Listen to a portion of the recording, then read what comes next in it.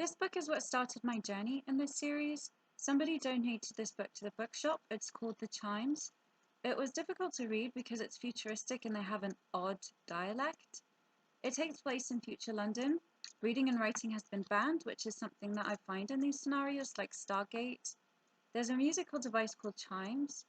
Because nobody is allowed to read and write, there's hand signs that they have to do to the tune of this device. Now, I was waiting in the queue and reading this book, and a man asked me what I was reading, and I told him it's difficult to read because the character Simon doesn't say he's done something fast, it's done presto. He doesn't do it alone, he does it solo. And this man said to me, they changed the vocabulary to match the frequency of this device, and I thought, oh, that's really deep. Chimes is like a fist. It unclutches, opens, starts like a fist, but then it bursts like a flowering. Who can say if it's very slow or very fast? Chimes is always different, and even after the thousands of times, I couldn't venture to say what it's like. On the south side, people have come out of the buildings and houses to form a ragged line along the bank. They stretch up one by one into the great calm of the music. My arms stretch up too, kin with the joints and muscles of those distant strangers. It's not painful, not exactly, but nor is it without pain. I've seen men crying, certainly, but who's to say what it is they're crying for? It is so strong that one by one we crouch, our foreheads in our knees, our skulls open to the sky. Simon goes on a mission to London. He can't remember anything because this frequency prevents the brain from forming memories, and if they remember the day before, that's called blasphemy. He meets Lucian and his group. They are mudlarkers in the Thames. Simon finds a piece of metal in the river and asks Lucian about it. You should pay more attention at matins, he says. This is the metal in the river, what rose out of the discord's ashes. This is what they pay us for. I don't understand. What's it for, I ask. Who buys it from you? What do you need to make a harmony? A conductor, and for the biggest harmonies of all, a superconductor, the pale lady. His mouth quirks like it's another joke I don't understand. Simon, what is the lady? Lucian's voice is piano in the cold air. The lady is metal, I say. She's metal, yes. But why is she so precious to the order? Because palladium gets the clearest tones for the carillon. In the first video of this series, it was about the Ark of the Covenant might be a frequency device. The casket or pillow over Sirius was a phallic-shaped device that stood approximately 40 feet tall. It was made of evergreen or living acacia wood and was lined with a gold alloy, probably palladium. Tell me, Simon, what have you just seen? A tunnel of palladium. I paused. Are you saying the weapon of discord was made out of the lady? Yes, says Lucian. We are harvesting pieces of the old weapon, the first weapon. The tunnel is not a tunnel, but a pipe. The wind in it was enough to make it sound, though at a far lower volume, and that's what made you feel sick for a while. The weapon was a vast instrument made out of palladium. The weapon was a carillon, he says. Or you could put it another way. The carillon is a weapon. Palladium, the goddess, a rare silvery white ductile malleable metallic chemical element of the platinum group. It's used as a catalyst, especially in hydrogenation processes or in alloys with gold, silver, and other metals. So they call this metal the pale lady. Palladium. Palladium. Look at the word at the top, palladium. Greek. In ancient Greece and Rome, any statue of the Greek goddess Pallas Athena. The goddess with the owl. Let's look at the equivalents. Greek equivalent, Aphrodite, Athena. Babylonian equivalent, Ishtar. Pallas, Greek myth, a name for Athena, the goddess of wisdom. Also, Pallas Athena, one of the asteroids between Mars and Jupiter. So Simon discovers that what they call chimes, this tone that they all have to be summoned for 3 times a day, is actually a weapon being used against them. They can't read or write, and Simon has trouble understanding books. I turn pages presto, analysis of specific allegations with respect to acoustic weapons, whole body vibrations, and the human nervous system.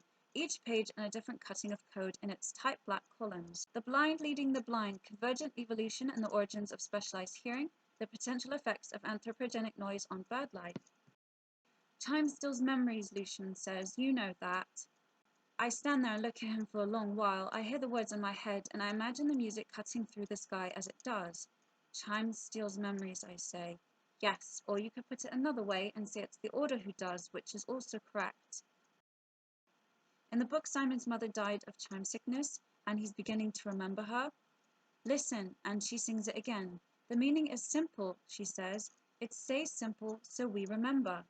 When chimes came, the birds died. When the birds died, words died. When words died, memory died. I see it again as if it's happening in front of me. My mother struggles to raise herself on her elbows, to hold her head above the illness. A spasm comes and she arches her back. Some large hand takes and stretches her, then squeezes her small. Now Lucian is talking to Simon about this weapon. My mother's attendant rode with me to London. It's only when I left the citadel that I learned there's no proofing outside. I tried to understand how the order could allow it. For a while I tried to find a reason. But then I saw the other cost, the shaking, the pain, chime sickness, and I knew that there wasn't any explanation. The order saw the Krillins' toll and did nothing to stop it. Because of the weapon's soundproofing, it's very well hidden. They decide to go to Oxford to find Lucian's sister Sonia and tell her about the Krillin and then destroy it because it's killing people. Chime saved us from the chaos after all breaking, but that isn't true. The Order built the weapon to clear the way, to clear it for the Krillin and their harmonies. In London under the river, parts of the old weapon remain. The weapon from all breaking? Sonia is pale, and I think of myself in that dead room. My confusion. I almost feel sorry for her. Yes. But how do you know the Order made it? Because the weapon is soundproofed in the same way as the Citadel. The Order omits an important fact from one story. The weapon was a Krillin. That is impossible. They don't lie, she says. They lied from the beginning, says Lucian. They think it's for the greater good, but it's still a lie, and the Order is built on it. Outside the Citadel, they can't keep memory. Chimes bring sickness, and then it kills. Well, Simon, Sonia says, turning last and fixing me with dark eyes, don't talk about what you don't understand. I understand enough, I say. I understand what it's like to watch someone die of chime sickness when they're trying to hold your hand, but their muscles won't even let them keep the last grip, and what it's like to forget who you are and where you come from and the people you love. Every part of the place you live in is soundproof to protect you. You have no idea about damage or pain. Chime sickness? A sickness given by the Krillin's music? That's not true. That's a rumour started in the cities out of envy and ignorance. Believe what the hell you want, I say. I saw my mother die from it. If they knew, they wouldn't allow it, she says. She's speaking to herself. It can't be true. It is true, says Lucian. I've heard it, and I felt it for myself. It attacks you in the joints. You can't do anything to stop it.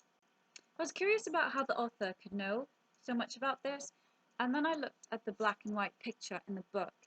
I can see the jaw has been shaved, and I see the tall forehead. Huge square jaw. You should know what you're looking at here. It all comes down to the skulls. Don't come over here and tell me that some women can have a square jaw and a tall forehead and a wide neck because women don't have a jaw that can chew limestone to dust. Oh, look, there's the hand sign and the unshaved male jaw. Of course this person knows about frequency weapons. Because this book is about sound weapons, it made me think of this. A harp is a musical instrument, much like a lyre. Sounds like lyre, so harp is a lyre. I'm not aware of the impact this device has on our bodies, and you should be aware because it's happening now. In the 1500s, there was a dancing plague. I'm not going to cover that here because Paul from Black Sheep Researcher did a very good video on it. It's alleged that people suddenly got up and started dancing and they couldn't stop. Paul theorizes it was some sort of frequency, and I agree, but I also think that frequency was projected onto them to make them do it.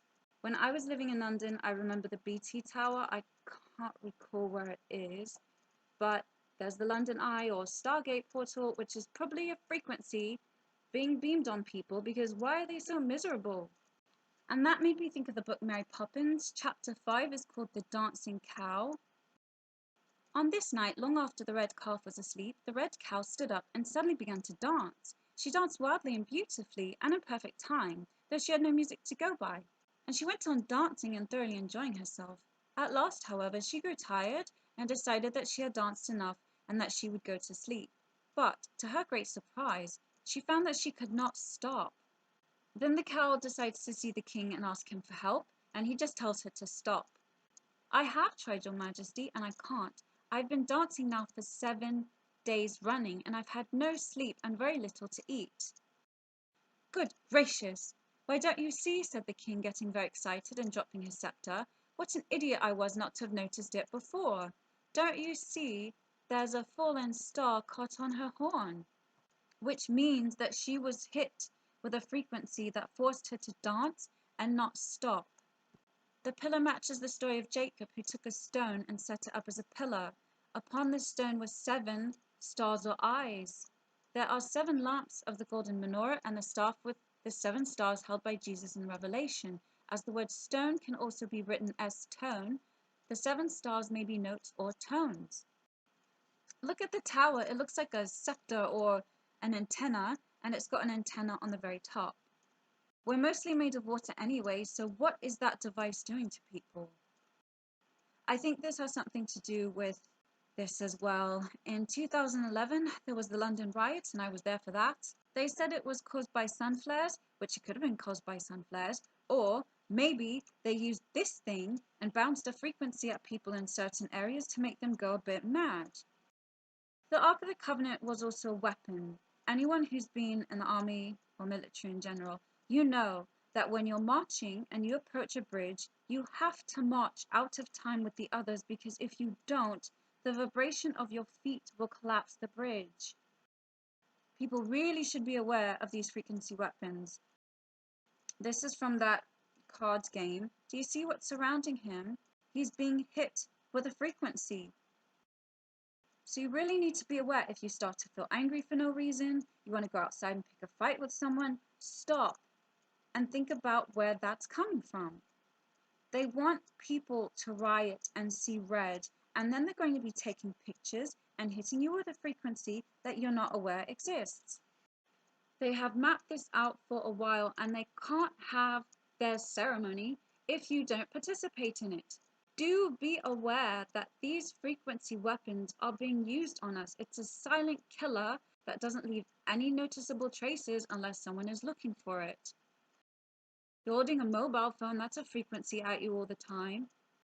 Make a choice not to get caught up in the scenarios that they create, because you go out and riot, and that gives them the excuse to do this. Use critical thinking and choose to disengage and not participate. Approximately 17 miles northeast of Jerusalem lies the ancient ruins of the city of Jericho. Here, archaeologists have uncovered evidence of settlements dating back to 9000 BC. According to the Hebrew Bible, Jericho is believed to be where God spoke to Joshua, the successor to Moses, and instructed him to march around the walled city once every 6 days, with 7 priests carrying ram's horns, and followed by the Ark of the Covenant, the golden chest containing the 10 Commandments. Then, on the 7th day, under orders by God, Joshua and the Israelites marched around the perimeter of the city one last time. But this time, they blew the ram's horns. The walls of Jericho fell, and the city was sacked. Magic? No, science.